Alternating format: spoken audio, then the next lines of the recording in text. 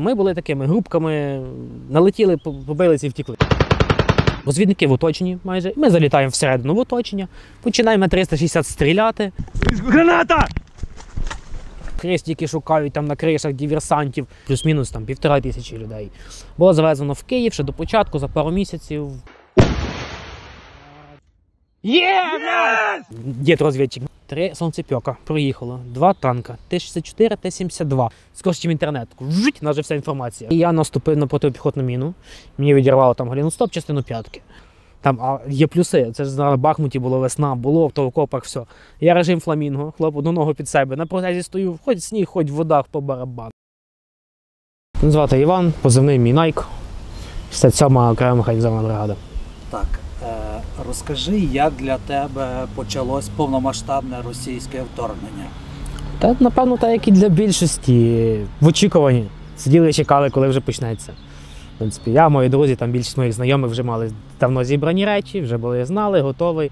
І просто лише чекали, коли і куди. В тебе вже було розуміння, що повномасштабне вторгнення буде? Звичайно, всі були готові. Хлопці за тиждень до початку вже збирали топливо, там речі, якусь амуніцію, в рази більше буде забезпечити ще якісь мобілізованих нових людей. Робили списки, хто готовий виїжджати, хто там знає людей, наприклад, які також поїдуть. Тобто була підготовка повним ходом. 23 числа там, в Тернополі, наприклад, наші там збори хлопці робили на штабі, до них вже був план і список, що треба, що вже мають, що треба, що ні. Підготовка йшла. Це не було так от неочікувано. Ти воював до повномасштабного вторгнення? Так, я з 16-го року в правому секторі так, воював в другій окремій тактичній групі імені капітана Воловика, потім в першій окремій тактичній групі, в окремій штурмовій роті.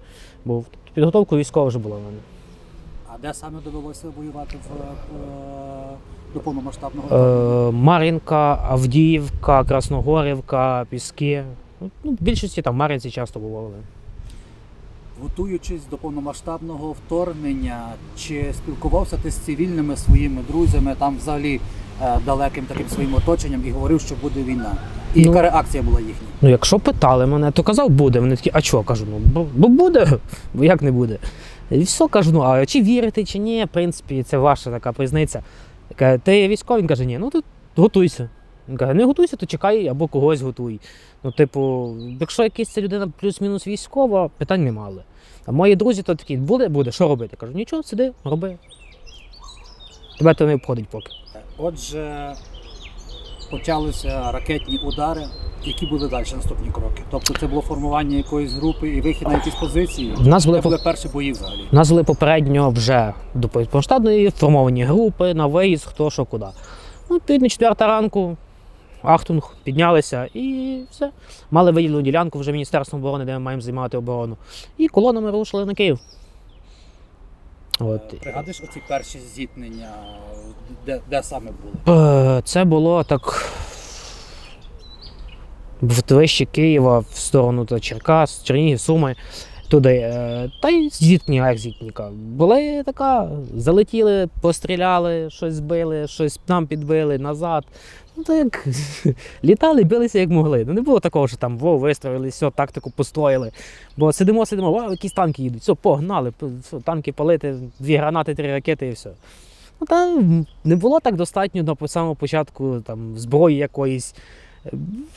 На вірі якось були. 2 міни, 3 РПГ і будемо зупиняти колону танків.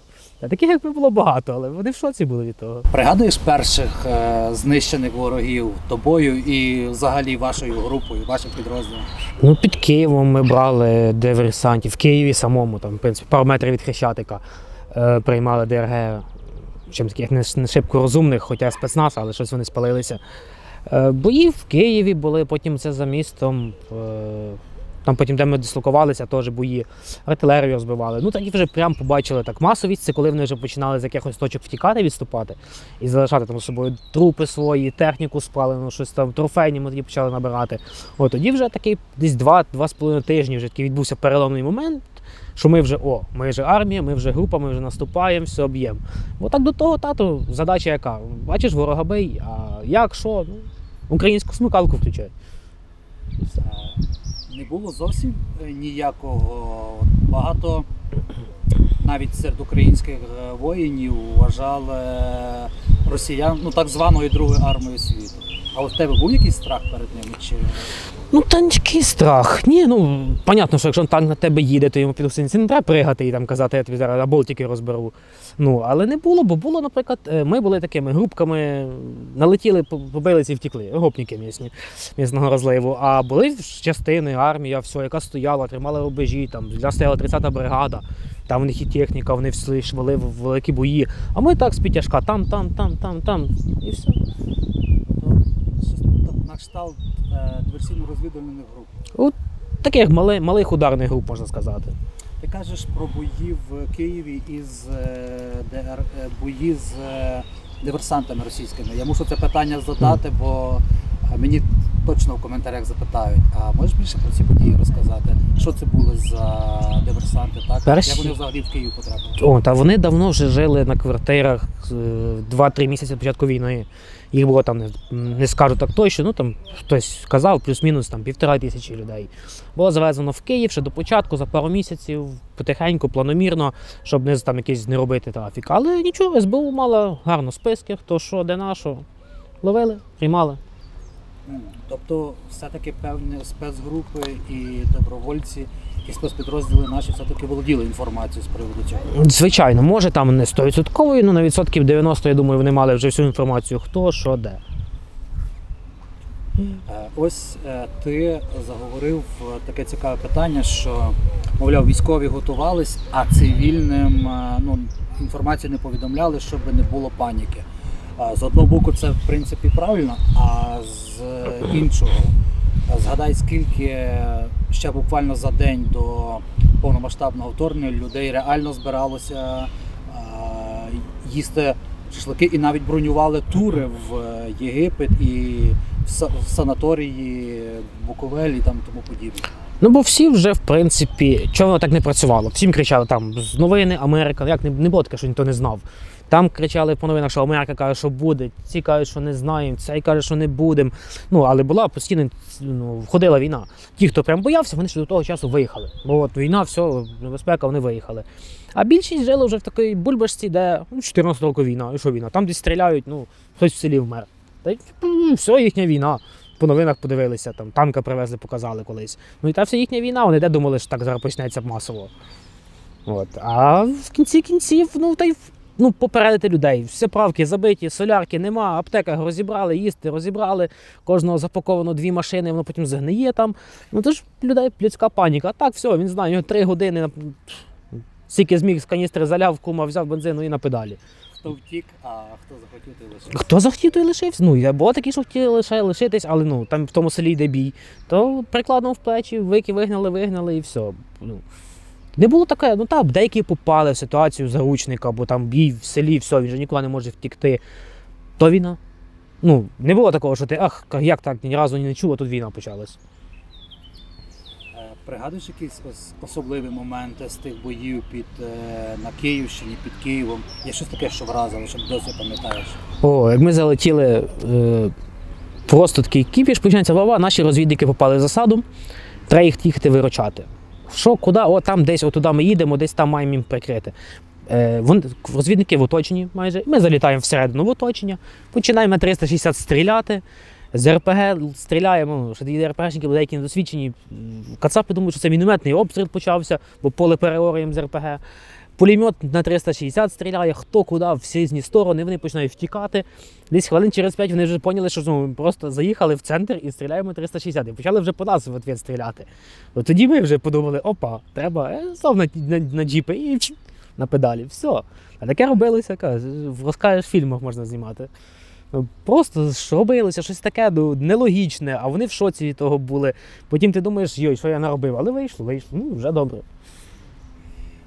Пригадуєш перших полонених, вже не диверсійників, а саме, можливо, їхніх піхотинців чи розвідників в професійної армії? Та таки не особливо. Пленний. Пленний як пленний. Ти йому що скажеш, він тобі буде говорити. Не було там таких, що я ножа в зуби, зріжу вени, не здамся. Ні, пленний він завжди пленний. Є така штука, там багато кажуть, ти попав в плен, твоя задача, роби все, що хочеш, вижити, і все. Ну, не буде такого, що там не стояли, я визиваю артилерію на себе. Попав в плен, все, він вже хвіст під сраку і говорить, і робить все, що ти кажеш. Було щось таке, що здивувало тебе в росіянах? От, наприклад, багато людей дивуються, що вони йшли відкритими колонами, так, наступали, таке враження, що нереально готувалися до параду і до третього дня, щоб взяти Київ. От тебе щось з них дивувало? Ну, не готувалися до параду. Ну, по-перше, там може була якась одна машина, чи що там, якась з бітами, чи з парадним формою. Ну, то одна машина на таку колону, це нічого. Ну, колону ми йшли, ну це здивувало, думаю, о, ти там їх палиш, все, але друге думаєш, ну не, якщо ти не колоною, куди ти поїдеш? Така погода була непонятна, було то все, з'їхав колона в болото, застрягла, все, артилерія її розбила. Плюс їм треба було взяти центральні дороги, все, тому вони по дорогах рухались. Ну і тактика колон вона, в принципі, досить себе непогано не показала. То, що вони там не так прорахували, трохи... Ну, не вийшло з них все зробити, як вони хотіли. Там десь забезпечення не було, там вже топливо не підвозились.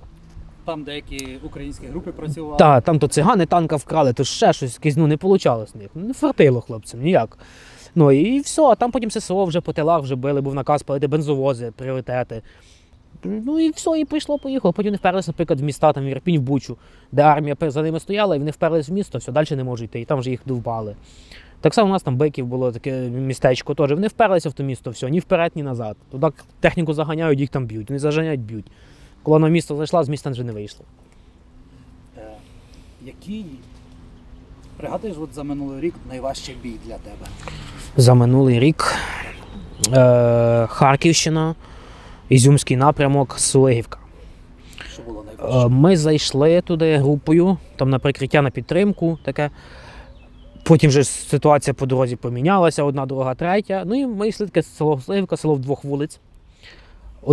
Одна сторона села їхня, друга наша. 300-400 метрів від нас, там 450-500, їхні береги, танки вже стоять. І ми тако заходимо, постійно орлан висить, і двоє людей не пробігають через поле. Пакет градів по нас. Не жаліли взагалі. Міномет, град, АГС, працювали нон-стопом. І вже було таке, що ти сидиш, а воно бух-бух-бух. Кожні 3 секунди. І ти такий вже, куди сховатися, коли воно десь впаде. І все, і тух-тух-тух. Тоді помер наш комбат, Хаммер, залетів снаряд прямо в нього. І було, що ми там потрималися якийсь час, потім нам кажуть, до вас підмога там послали.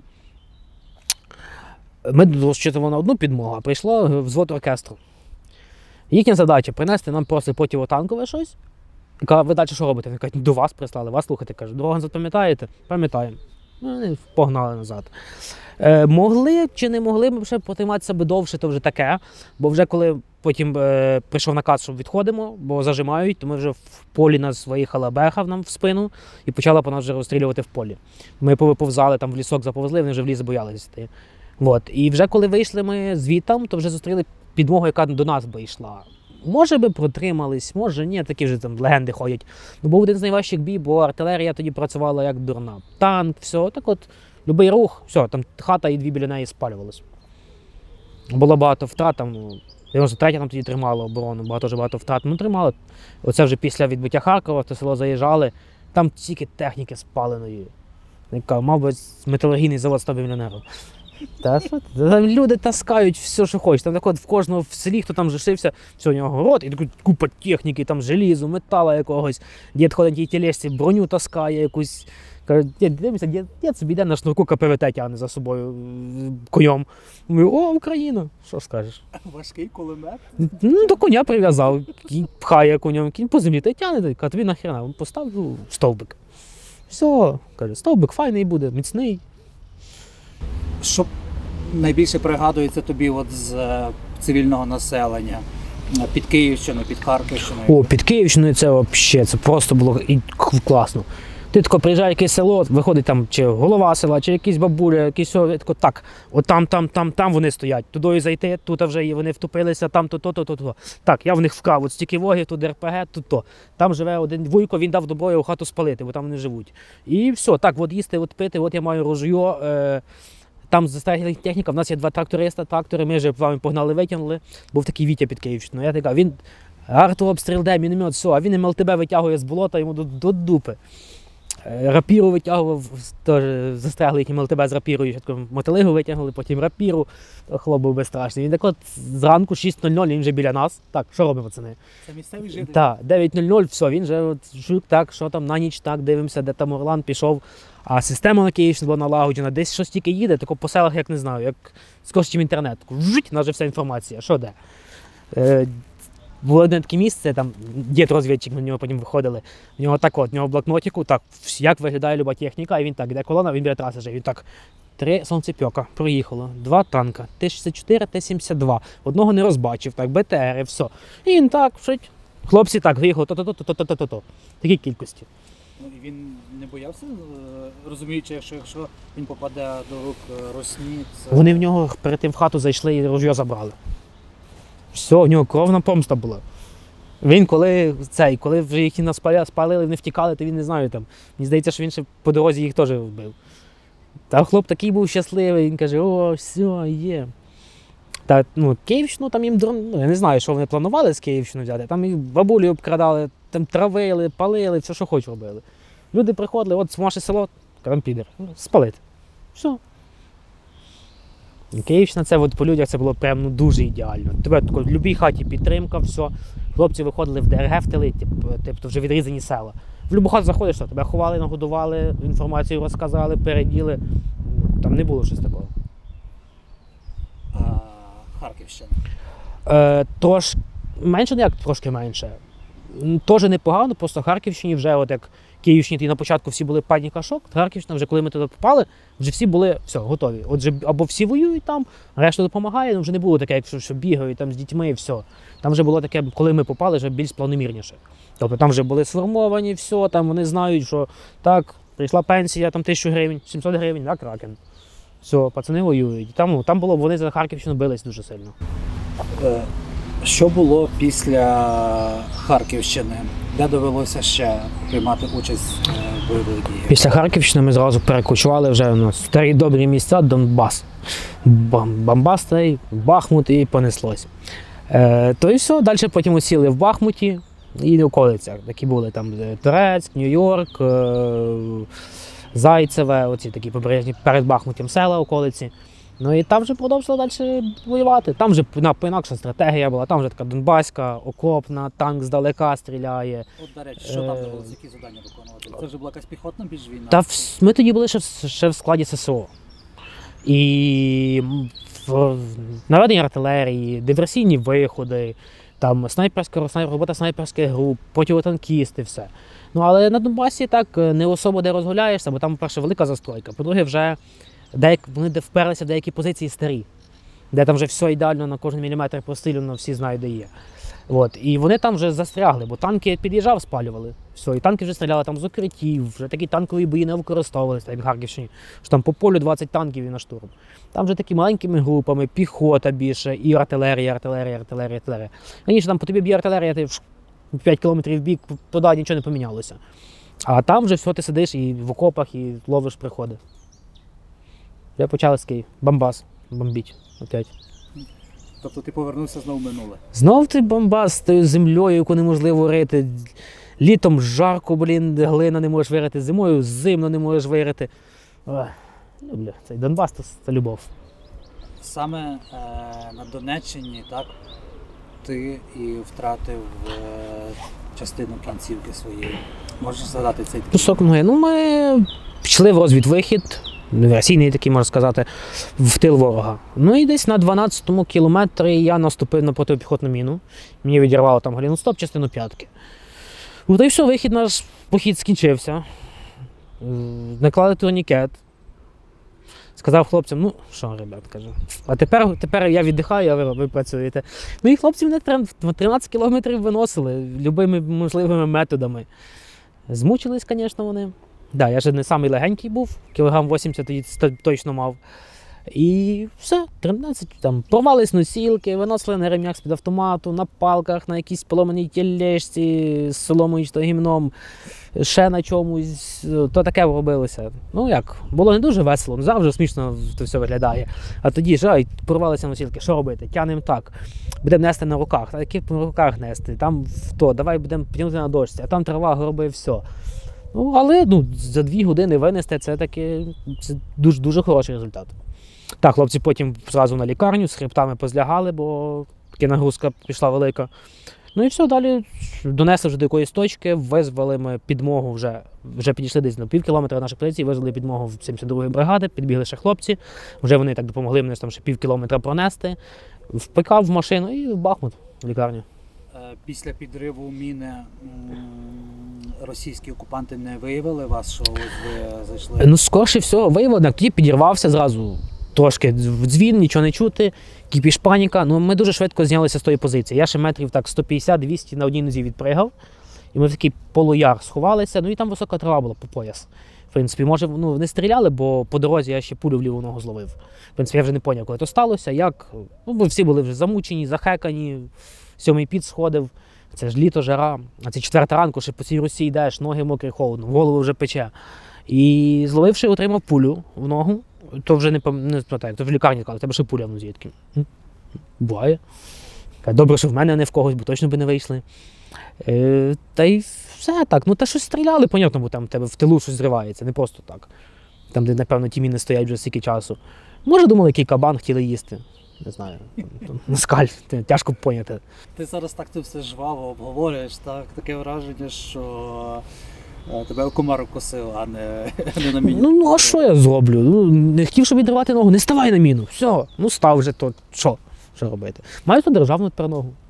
Носок, може, один міняю чисто вже, коли протерся. Там є плюси. Це ж на Бахмуті було весна, було в окопах, все. Я режим фламінго, хлоп, одну ногу під себе. На протезі стою, хоч сніг, хоч в водах по барабану. Так, і входиш, мізинцем ніде не вдаришся. Є плюси свої, є. Паркуюся, де хочу, що ти. Я тепер гонорово на любе місце інвалідне заїжджаю, все. Слухай, а от в ці моменти, коли хлопці тебе несли, можеш брати, які твої думки були на той момент? А як мені їх жалко було? Коли дивишся на них, а він же ти йому щось повинен говорити, він вже, типу, лежи, все нормально, типу, лежи. А вже з 7-й піт сходить, то таскати треба. У нас група 4 чоловік були, один підірвався і троє несуть. Вже один або несе так незручно, або другий несе, це було б 5, то 4 якось легше виносити, а то 3. І один постійно не знає, чи йому нести всього, чи він там лишній, чи його треба щось клонуватися, чи що. Ну, та вже заходили, вони вже настільки були замахані, що...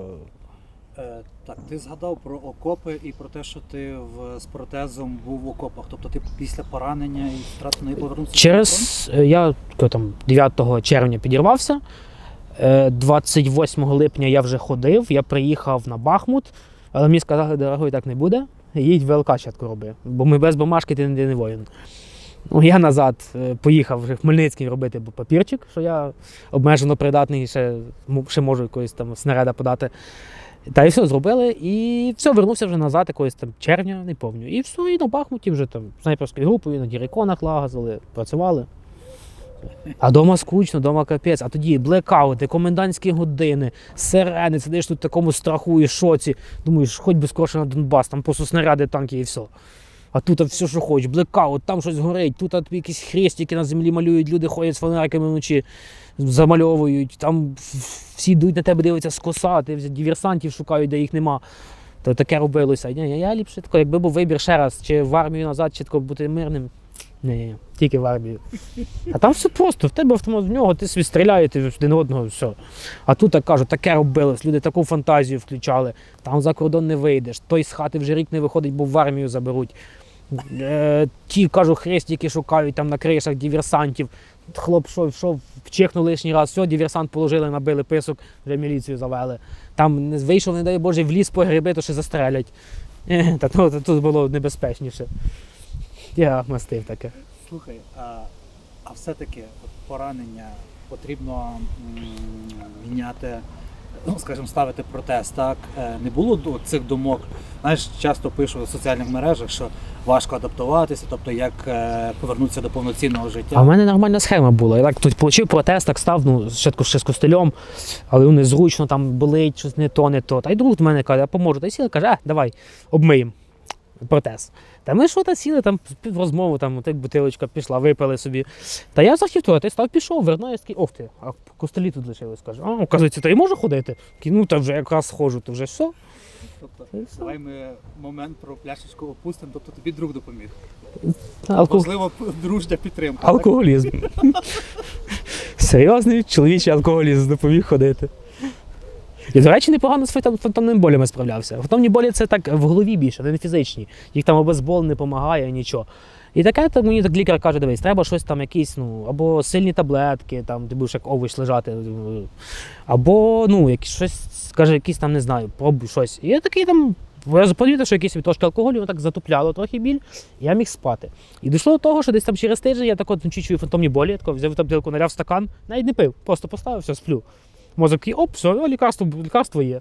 То так, як хочеться курити. Коли в тебе нема сигарет, ти дуже хочеш курити. Коли в тебе є, по барабану. Таке саме з тим було. І все, але нормально, і все, і ходить. Так, вийшов в парк, ходжу. Думаю, починається дощ. Можу я бігати чи не можу? Я оп, можу, все. Можу бігати, 500 метрів пробіг, думаю, для Донбасу хватить. Все. А ми тоді ж переходили в піхоту вже. Та, ти що, яке бігати? На беху запригнув і поїхали. Мачо.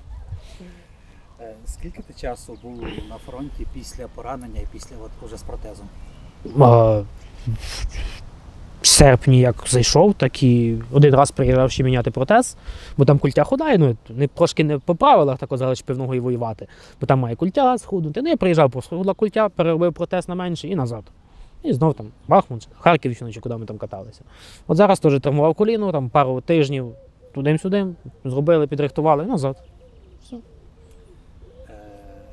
А що твої близькі, рідні кажуть? Тобто там втрата частково ноги, протез, фронт, знову. Ти отак само в такому жетоні з ними говориш, життя радісно? Ну, що ти розказати? Само, щоб сам говорити. Якщо він 16 року вже воює, спочатку ховався від батьків, не казав, потім вже знали, одне поранення мав, друге поранення мав. Там не теж не казав, потім спалили. Вже безполезно. А то 24-го дзвонить, ти вже де? Не питаєш, ти поїхав на війну, вже питає, ти де просто. Кажу, я вже в дорозі. Він каже, понятно. Що ти скажеш, якщо вже стільки років воює, все. І не перший раз, що там треба переживати, о божечко, що він тим автоматом буде робити, аби не застрелився. Все ж людина знає, тут понятно, що так і виховували, що от ти вмієш, можеш, треба захищати. Не було такого, щось там, не йди, ліпше відправимо Миколу, він так бухає. Не було такого, знали всі, що ти вмієш, можеш, ми їхали, працювали, все. Понятно, що переживали, там, обережно казали, все. Не було такого, що може не їдь, може того ліпше в Польщу на клубніку. А що би ти порекомендував ось хлопцям теж, які там втрачають кінцівки, отримують поранення, але вони не були, як ти, готові? Та ніхто, в принципі, не готовий. В мене був товариш, друг мій, який підірвався ще там в 17-му році, 18-му. Я підірвав ногу мені, я, в принципі, вже сам потували, в Дніпро Міщенка в лікарню, я вже по дорозі. Так, братанчик, здоров, що робити? Там стала ситуація, я ногу загубив. Він каже, привіт, значить так, готовся до того, отаке, каже, все, там потім напишеш. І все, не було, бо я знав, вже бачив, що він ходив, я бачив людей до того, які ходили. Так само зараз товариш лежить в лікарні, відірвало ногу. Він приїхав в лікарню, він одразу там, що там робити? То. Каже, все, поняв. Він же не буде там думати про те, що там, як кататися на інвалідній колясці. Він сидить, каже, дайте мені протез, я вже хочу ходити. Пацани на шашлики пішли, а я тут на колясці, не подобається. І вже нема такого, навіть помінялося в суспільство, бо зараз багато вже на протезах і ходять. А людей на протезах відірваними кінцівками дуже багато зараз. І вже раніше там, якщо ти був один з мільйона, тебе там всі дивились, коса, там в нього желізна нога, там сюсінька-пусінька, не можна, там треба відійти, щоб не зашпортався. Зараз желізна нога йде через калабаню, нема чого обходити. Та й все, нормально. Ставлення міняється, ти це сприймаєш ліпше, ти ногу там не п'яний відіспав чи відморозив десь в кущах. Відірвало нормально. Я свою теж до Дніпра довіз, мене, правда, її забрали. А так би замаринував в баночці, на полочку поставив. І це класно, питає, де нога, каже, на полці стоїть. Це було жалко, що ногу забрали. Дуже хлопців і дівчат, які воюють, дивують ось ці цивільні, так, які, скажімо так, сленгом тусуються в барах, так, зловживають, скажімо, своїм становищем і паралельно не йдуть ні воювати, ні взагалі не допомагають армії. От яке твоє відношення? Я так проти системи заради цього. Наприклад, Ти ж для того чогось воюєш, що тут жили життя, місто, все. Ні, понятно, є екземпляри, які там вже загинаються. Ну, то там, тут ситуація проста. У нас військовий стан, прийшов, табличку порівняв, трошки зуби по асфальті розмазав. Ну і все. Нема що там виясняти, доказувати. Ой, так не можна, бо в нас війна, він не дурний, не сліпий. Якщо дійшов, то може звідси піти так само. Ну, та в табличку і все. Прострілене коліно дуже гарно міняє думку людини. Кардинально. Людина стає на вірний шлях, починає розуміти все. Ну, це таке лікарство з широкого використання. Ну, а так люди, понятно, що віддихають. Наприклад, я приїхав, зараз форму зняв, я собі вдівся, в мене відпустка 10 днів. Я хочу віддихнути. Так само хочу собі і навіть згадати, як то колись в барі посидіти з друзями, чи на дискотеку, чи на шашлики поїхати, чи навіть на саму рибалку. Я просто хочу на 10 днів забути там про війну, про все. Звісно, ти не забудеш того. Бо і думаєш, як той Микола там не підірвався, бо ти йому лишив ОЗМ-ку якусь, а він не знає, що це таке. І нею страхи забиває. Ну, але якось типу, хочеш відволіктися, забути, що виїхати, все, зараз в парку сидимо. І класно, собі люди гуляють. А зараз би було, що так, ото блокпост має стояти, посередині плаває ПВО на резиновій лодці, був вуйко з ружьом. Ну, ні, воно не так. А так собі входиш, все, от, тут нормально, тут спокійне життя, все. Понятно, що мають всі знати, що там у нас війна, там допомагаємо, то. Але більшості, хто гуляють, мають якихось там знайомих, військових, все. Вони і так прекрасно, що таке війна. Він знає, він заходить там ввечері в Фейсбук, так, пише там Сергій, мені треба Mavic 3. І так, опа, поняв. По 20 тисяч, по 10 тисяч скинулись, купили, і він вже робить вклад. І теж треба, і тих дронів треба мільйони, і тих машин треба мільйони, бо це розхідний матеріал. Він постійно горить, ламаються, збивають, і по колу. Це так само, як патрони. Дай тобі 30 патронів, але ти, вважай, ними не стріляй. Ну, в тебе хай будуть, але ти не стріляй. Куди таке? І теж треба, щоб люди робили, і бізнес працював, і навіть той самий нічний клуб, він платить податки, все, але все має бути в межах, нормально, розумно. Тобто там якась тривога, типу, все. Чи немає, чи там відповідно, наприклад, виділи там, що клуб працює там, припустимо, суботу. Все, і там, щоб він якийсь не був там в центрі, чим заважав всім, чи біля лікарні, а десь там далі якийсь є, якийсь там певний список закладів, де можна. І все, ну і відповідно тоді вночі буде посилення. Всього. І, наприклад, ти там, знаєш, як зараз, як все катаються, все, там, щоб повістку не забрали, він там лишній раз ніколи не ходить. Та тобі пов'ятись повістку, як так жити, я не розумію. Є люди, які рік з дому не виходять, чи півтора вже. Він з хати не виходить, бо боїться, що заберуть, а ти в тій хаті все одно здохнеш, від туберкульозу скоро, ліпше там виживеш, більший шанс. Ну, та є такі люди, я шокований з того, але є. Я би не сидів. Коли мене часом питають, якби ти не пішов тоді в армію, то я би вже все одно пішов. Ну, або ні, то би спився вже десь. Я не знаю, що. Ну, це тако сидіти 1,5 року з надією, що а вдруг не в мене прилетить, а вдруг мене не заберуть. Та ні. То треба мати, я не знаю, який нервову систему вбиту. Ще, скажімо так, 2 роки тому про перемогу над російськими окупантами практично ніхто не говорив. Ти можеш зараз, от, судячи на останні події, на крайні події, 2 роки, так, взагалі на 9 років війни, спрогнозувати, якою вона буде? Та ні, я нічого не говорив. Говорили, мене знайомий казав, я, якщо що, знаю тих, хто там знає. У мене там знайомий має знайомого, який працює десь на атомній станції. Ми щердик, зараз маленьку ядерну бомбу і розпиздуємо їх.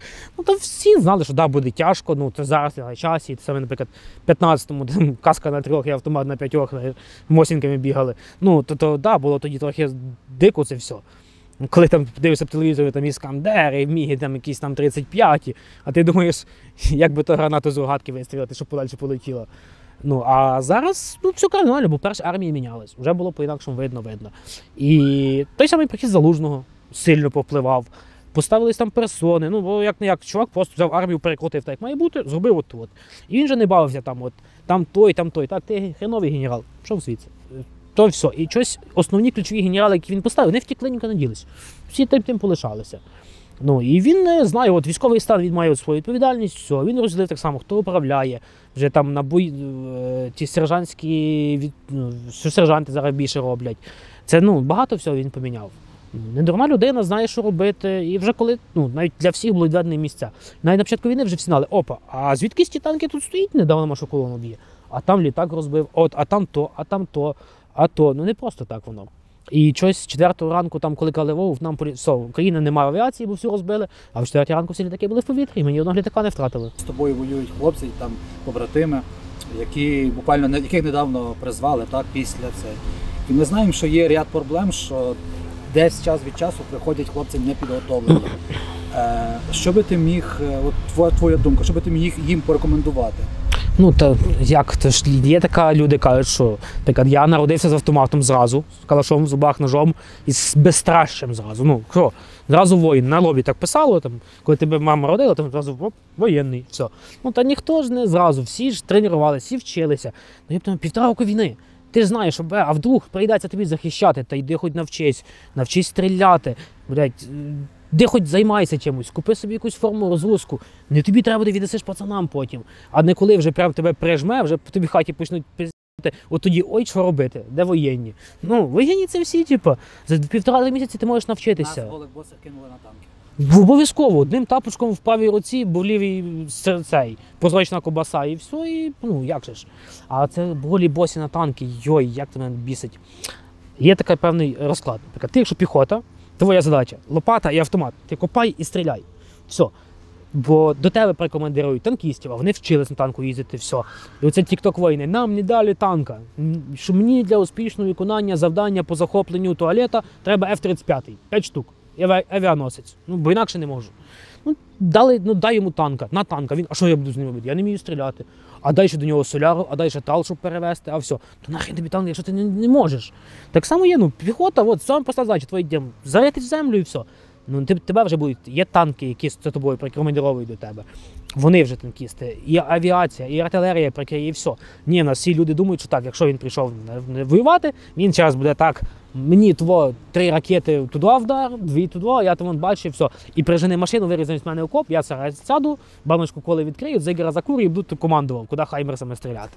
Ну, є люди такі далекі від армії, або є ще очкошники теж, які там нас і придумують так, нас там ДРГ заходило, 30 разів обійшло, в нас 3-й раз ядерною ракетою накрили, ми не можемо тримати другу лінію оборони. Все. Ну і все. В мене контузія, кажу. З головушка є проблеми. Кажу. 3 рази стріляв, вже контузило досі тримає. Ну, та є різні люди. Є пацани, які, не знаю, вже там, знайомий є, що вже не знаю, вже тих контузій має як дурний фантиків. Він ж деколи щекає по-різному. Ну і все одно він стоїть, все, каже, ну, десь засильно пчихнув, впав в обморок, але нічого.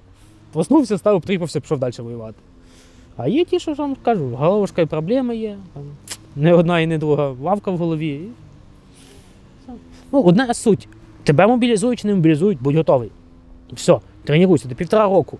Ти зараз, ну, якщо ти, наприклад, знаєш, що там все, наприклад, це ховатися, ти вже не тренуйся, піди, наприклад, там, скажи, я хочу бути пілотом дрона, чи я хочу бути артилерістом, чи, наприклад, я, ну руки з сраки своїх постріляю, давайте я буду на забезпеченні.